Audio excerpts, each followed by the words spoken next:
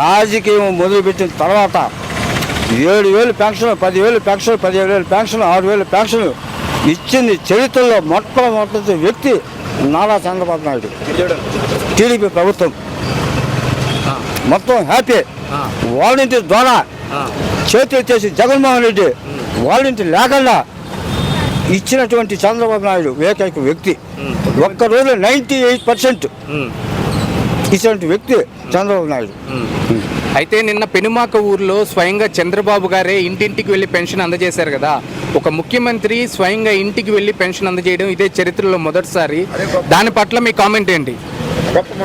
ప్రపంచంలో కూడా మొత్తం కూడా ఇది మొదటిసారి. ఎవరు ఈ విధంగా ఎవరు ఇలా.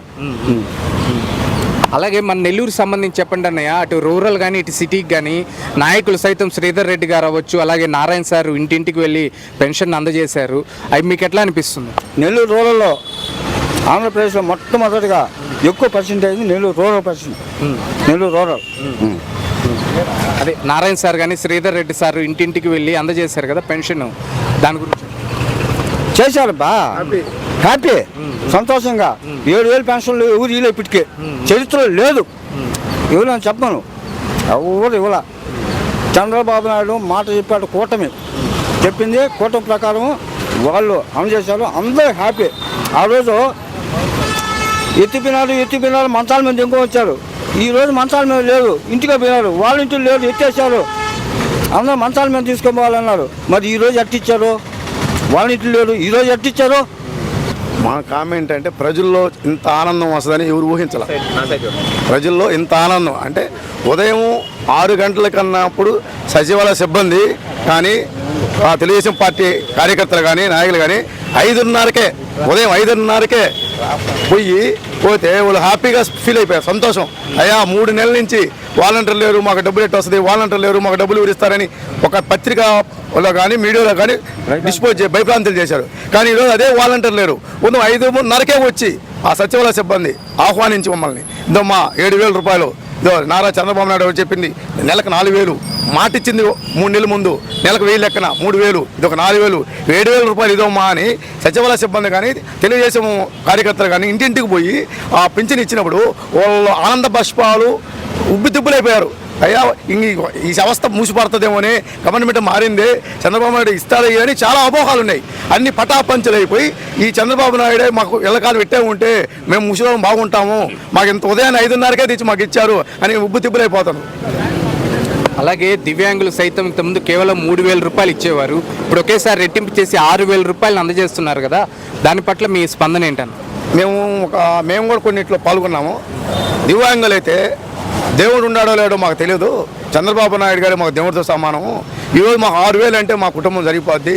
3,000 అంటే మేము కొంతమంది అక్కడక్కడ సెంటర్లో పోయి కూడా అడుక్కునే స్టేజ్ కొని వచ్చింది. ఈరోజు మాకు ఆ పరిస్థితి లేదు. 6,000 అంటే మా కుటుంబం పుష్కలంగా అయితే మా జీవితం బతకగలము అనే ఒక ఆనందము ఉబ్బుదిబ్బులైపోతుంది. దేవుడు ఉన్నాడో లేడు, చంద్రబాబే మాకు దేవుడు కనపడుతుంది ఈరోజు అని దివ్యాంగులు బాగా హ్యాపీ అయిపోయాడు. కూటమి ప్రభుత్వం ఇచ్చిన హామీలు ఏవైతే ఉన్నాయో సూపర్ 6 వాటిల్లో నిన్న అందజేసిన పెన్షన్ల స్కీమ్ ఉంది.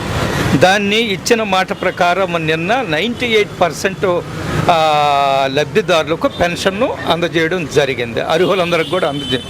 ఇది నిజంగా కూడా ఒక చారిత్రాత్మకమైన ఘట్టంగా మనం పరిగణించవచ్చు. ఇప్పటివరకు చరిత్రలో ఎప్పుడు కూడా ఒక్క రోజులో ఇచ్చిన సందర్భాలు కూడా మనం అయితే లేవు. పైపెచ్చు వాలంటీర్లు లేకుండా మొత్తం ఉన్న సచివాలయ ఉద్యోగస్తులు చేయడం అయితే ఇది నిజంగా ఒక చారిత్రాత్మక ఘట్టము. ఇది కొనసాగుతుంది భవిష్యత్తులో. ఇది పేద ప్రజలకు ఎంతో మేలు చేకూరుస్తుంది. నిన్నటి రోజున ఒక కుటుంబంలో సుమారు 19,000 రూపాయలు పెన్షన్ వచ్చింది. ఎవరికి? ఇద్దరికి ఫిజికల్ హ్యాండిక్యాప్ 2 ఆర్లు 12,000.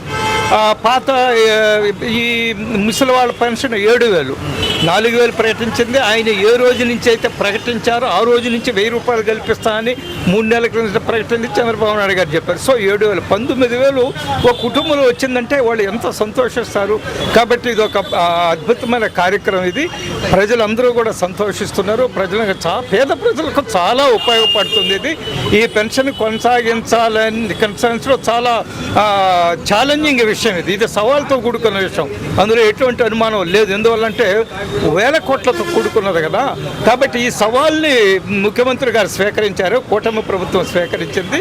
ఈ సవాల్ని ఇచ్చిన మాట నిలబెట్టుకున్నారు. భవిష్యత్తులో కూడా ఇది కొనసాగుతుంది. ఒకటి, ఇళ్ళు అలగ్గానే పండుగ కాదు. ఇదే సమయంలో రాష్ట్రం యొక్క ఆర్థిక పరిస్థితి మెరుగుపడాలి. ఇప్పుడు సంవత్సరానికి 4,400 కోట్ల పెన్షన్లు కేటాయిస్తూ ఖర్చు పెడుతున్నప్పుడు దాన్ని రెవెన్యూ ఏ విధంగా రాబడి ఏమిటి, ఆ విషయంలో కూడా చంద్రబాబు నాయుడు గారు దృష్టి సారించాలా. చంద్రబాబు నాయుడు గారు ఒక విజన్ ఉండే నాయకుడు, చాలా అనుభవజ్ఞుడు. కాబట్టి ఏ విధంగా రెవెన్యూని పెంచాలా, అమరావతిని పూర్తి చేయడం ద్వారా రాష్ట్రం యొక్క రెవెన్యూ కూడా పెరుగుతుంది. రకరకాల పరిశ్రమలు అక్కడ ఉండే నిర్మాణాలు వస్తాయి, విద్యా సంస్థలు వస్తాయి, అక్కడి నుంచి ఫీజులు ప్రభుత్వం వస్తుంది.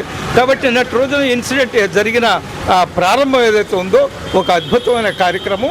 అది అందరూ కూడా చాలా సంతోషంగా ఉన్నారు. రాజకీయాలు ఖచ్చితంగా దాన్ని అందరూ కూడా ఆహ్వానిస్తున్నారు. చంద్రబాబు గారు అధికారంలోకి వచ్చిన తర్వాత మొదటిసారిగా 7,000 రూపాయలని పెన్షన్ అందజేశారు కదా వృద్ధులకి, అది మీకు ఎట్లా అనిపిస్తుంది? ఎంతో ఆనందంగా ఉందండి. ఈ మధ్య సమస్యలతో బాధపడుతుండే మాకు ఎంతో ఊరటనిచ్చింది ఆ 7,000 పెన్షన్. తర్వాత ఆయన 4,000 ఇచ్చిన ఒక్కొక్క నెలకి చెప్పిన కాడ నుంచి పెంచాడు కదా, అది ప్లస్ చేస్తే 7,000 అయింది. 4 + 3 7,000 ఇచ్చేది చాలా ఆనందంగా ఉంది. ఒకేసారి పెన్షన్ ని ఇంత మోతాదుగా ఇస్తారని అనుకున్నారు ఎప్పుడైనా? మేము అనుకోలేదండి, ఎప్పుడు అనుకోలే.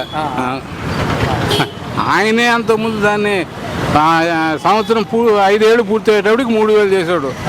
అది కూడా పెంచింది 2,000 చేసింది చంద్రబాబు నాయుడే. దాన్ని నెలకి 3 నెలలకి 250 లెక్కన పెంచి 3 నెలల కంటుండ సంవత్సరం లెక్కన పెంచి 5 సంవత్సరాలకు 3,000 చేశాడు. అది ఆయన రాజశేఖర్ జగన్మోహన్ రెడ్డి చేసిన ఘనత అది. చంద్రబాబు నాయుడు మహానుభావుడు మమ్మల్ని ఆదుకున్నాడు. దానికి చాలా సంతోషంగా ఉంది. మా పోటీ పేద వాళ్ళకంతా ఆదుకునే ఆయన చంద్రబాబు నాయుడు. మాకు కావాల్సింది కూడా ఆయనకే మా ఓటు, ఇప్పుడు ఆయనే ఉండాలి. అయితే మన నెల్లూరుకి సంబంధించి అటు రూరల్ కానీ ఇటు సిటీకి సంబంధించి కానీ ఆ నాయకులు సైతం శ్రీధర్ రెడ్డి గారు అలాగే నారాయణ సార్ కూడా ఇంటింటికి వెళ్ళి పెన్షన్ అందజేశారు కదా, ఇది మీకు ఎట్లా అనిపిస్తుంది తాతయ్య? అదే కదా సార్ కావాల్సిందే. ఇంటికి వాళ్ళు నాయకులు నారాయణ సార్ కానీ శ్రీధర్ రెడ్డి కానీ ఇంటింటికి పోయి వాళ్ళు పెన్షన్ పంచారంటే ఇంకా దాని గురించి మేము వేరేగా చెప్పాల్సిందే ఉంది. మాకు కావాల్సింది అదే.